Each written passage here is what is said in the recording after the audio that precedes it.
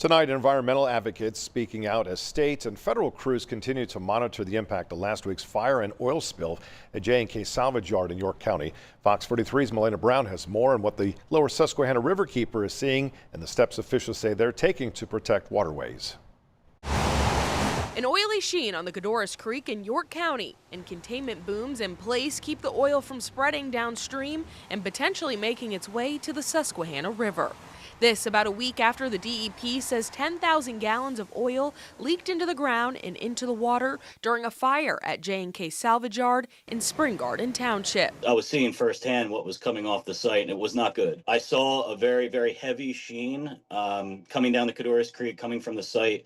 And where I was located was essentially, a couple hundred yards downstream. Ted Evgenitis, the lower Susquehanna River keeper, says he was on scene shortly after the fire. With a background in chemical and biological monitoring, he says he quickly alerted authorities. I made a phone call to the 911 and also to DEP and requested that emergency services come out and, address the pollution that was, discharging into the creek, as there wasn't any booms or any oil absorbing pads or anything like that on the Codorus. Since then, a unified command has been established, including the EPA, PADEP, and other agencies. They will monitor, test, and clean up the spill.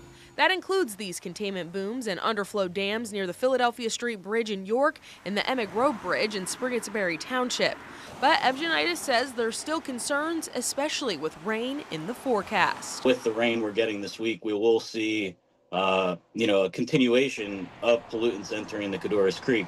We can't even fathom the damages that this has caused. Officials say they also contained lithium-ion batteries damaged in the fire, set up air monitoring stations, and continue to collect water samples. Still, Evgenitis says a full environmental review is critical. There has to be a full assessment of the damages, again, to aquatic life, and the creek's designated uses that it has under the Clean Water Act and our state laws. The Unified Command tells me that operations are ongoing, including boat patrols, additional booms in the Susquehanna River, and drone surveillance to check shoreline conditions. Melena Brown, Fox 43 News.